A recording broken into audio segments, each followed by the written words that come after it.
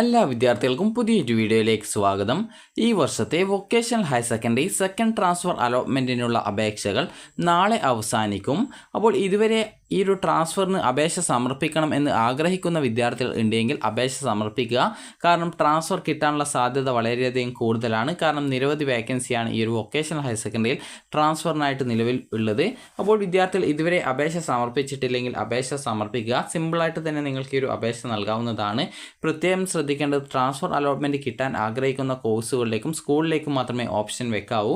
നിങ്ങൾക്ക് candidate login എന്നുള്ള ലിങ്കിൽ ക്ലിക്ക് ചെയ്യുക. ക്ലിക്ക് ചെയ്ത് നിങ്ങളുടെ യൂസർ നെയിമായിട്ടുള്ള മൊബൈൽ നമ്പർ, അതുപോലെ തന്നെ നിങ്ങളുടെ പാസ്വേഡ്, അതുപോലെ ഇവിടെ നിങ്ങൾക്ക് കുറച്ച് ഇംഗ്ലീഷ് അക്ഷരം കാണാം. അത് മനസ്സിലാകുന്നില്ലെങ്കിൽ സൈഡിലായിട്ട് ഇവിടെ നിങ്ങൾക്ക് ഒരു റിഫ്രഷ് ചെയ്യാനുള്ള ഒരു നീല കളറിലൊരു ഇവിടെ ബട്ടൺ കാണാം. ജസ്റ്റ് അത് ക്ലിക്ക് ചെയ്യുക. അപ്പോൾ കറക്റ്റായിട്ട് മനസ്സിലാകുന്ന സമയത്ത് ഇവിടെ ടൈപ്പ് ചെയ്ത് കൊടുക്കുക. അതിനുശേഷം ലോഗിൻ ചെയ്യുക.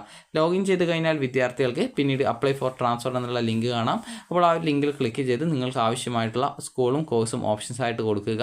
പ്രത്യേകം ശ്രദ്ധിക്കേണ്ടത് ട്രാൻസ്ഫർ കിട്ടിക്കഴിഞ്ഞാൽ നിർബന്ധമായിട്ടും പോവേണ്ടി വരും. അതുകൊണ്ട് തന്നെ ട്രാൻസ്ഫർ കിട്ടിയാൽ മാറാൻ താല്പര്യമുള്ള സ്കൂളും കോഴ്സുമായിരിക്കണം വൊക്കേഷണൽ ഹയർ സെക്കൻഡറിയിലേക്ക് ഓപ്ഷൻ നൽകേണ്ടത്.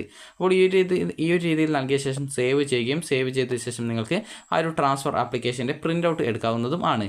അപ്പോൾ ഈ ഒരു ആപ്ലിക്കേഷൻ്റെ പ്രിൻ്റ് ഔട്ട് എടുത്ത ശേഷം നിങ്ങൾക്ക് നാളെ രാവിലെ, അതായത് ജൂലൈ 19 രാവിലെ 10 മണിക്കകം ഈ ഒരു അപേക്ഷ നൽകാം. അതിനുശേഷം നിങ്ങളുടെ സ്കൂളിൽ, നിങ്ങൾ ഏത് സ്കൂളിലാണോ അഡ്മിഷൻ നേടിയിട്ടുള്ളത് ആ ഒരു സ്കൂളിലെ പ്രിൻസിപ്പാളിന് നിങ്ങളുടെ ഈ ഒരു ആപ്ലിക്കേഷൻ ഫോമിൽ നിങ്ങളും നിങ്ങളുടെ രക്ഷിതാവും സിഗ്നേച്ചർ ഇട്ട ശേഷം സ്കൂളിൽ നൽകേണ്ടതാണ്.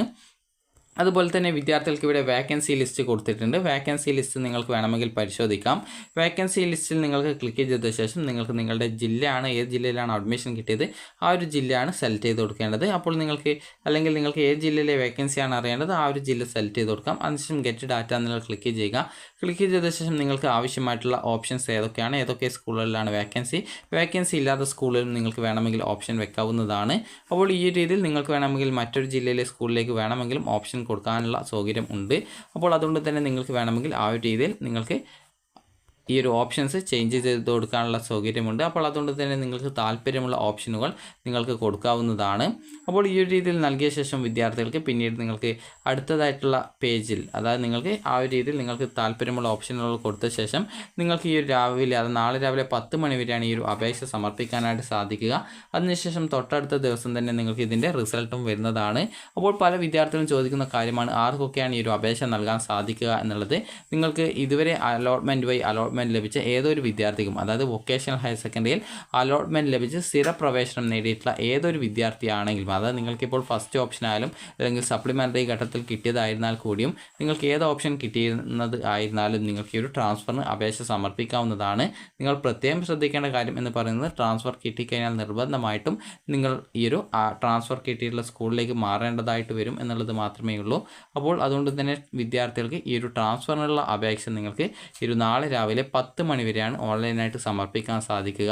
നിങ്ങൾക്ക് വേണമെങ്കിൽ മറ്റൊരു സ്കൂളിലേക്കോ അല്ലെങ്കിൽ നിലവിലെ സ്കൂളിൽ മറ്റൊരു കോഴ്സിലേക്കോ അല്ലെങ്കിൽ മറ്റൊരു സ്കൂളിലെ മറ്റൊരു കോഴ്സിലേക്കോ നിങ്ങൾക്ക് ഈ രീതിയിൽ ഓപ്ഷൻസ് കൊടുക്കാൻ സാധിക്കുന്നതാണ്.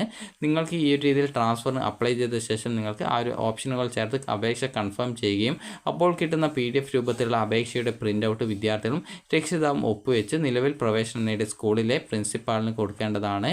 അപ്പോൾ ഈ ഒരു പ്രിൻസിപ്പാളിന് നിങ്ങൾ ഈ ഒരു PDF നിങ്ങളും നിങ്ങളുടെ രക്ഷിതാവും ഒപ്പുവെച്ചിട്ട് വേണം ഇത് കൊടുക്കാൻ വേണ്ടിയിട്ട്.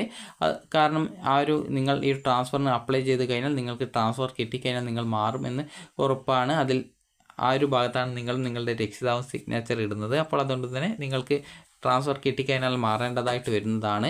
അതുപോലെ തന്നെ ട്രാൻസ്ഫർ അപേക്ഷ സമർപ്പിച്ച് ട്രാൻസ്ഫർ അലോട്ട്മെൻറ്റ് കിട്ടിയാൽ നിർബന്ധമായിട്ടും വിദ്യാർത്ഥി ട്രാൻസ്ഫർ ലഭിച്ച സ്കൂളിൽ അല്ലെങ്കിൽ കോഴ്സിലേക്ക് പ്രവേശനം നേടേണ്ടതാണ്. അപ്പോൾ ഇതിൽ പ്രത്യേകം നിങ്ങൾക്ക് ഇന്ന ഓപ്ഷനാണെന്ന് പറഞ്ഞിട്ടില്ല. നിങ്ങൾക്ക് ഇതുവരെ അലോട്ട്മെൻറ്റ് ലഭിച്ച ഏതൊരു വിദ്യാർത്ഥിക്കും ട്രാൻസ്ഫറിനുള്ള അപേക്ഷ നൽകാം. അതായത് ഒന്നാമത്തെ ഓപ്ഷൻ ആയിരുന്നാൽ കൂടിയും പ്രത്യേകിച്ച് പ്രോബ്ലം ഒന്നുമില്ല. അതുപോലെ സപ്ലിമെൻ്ററി ഘട്ടത്തിൽ കിട്ടിയതായിരുന്നാൽ കൂടിയും ഒരു പ്രോബ്ലവും ഇല്ല. അപ്പോൾ വിദ്യാർത്ഥികൾക്ക് ഈ ഒരു വീഡിയോ ഉപകാരപ്രദമായിട്ടുണ്ടെങ്കിൽ ലൈക്ക് ചെയ്യുക, ഷെയർ ചെയ്യുക. Thank you for watching.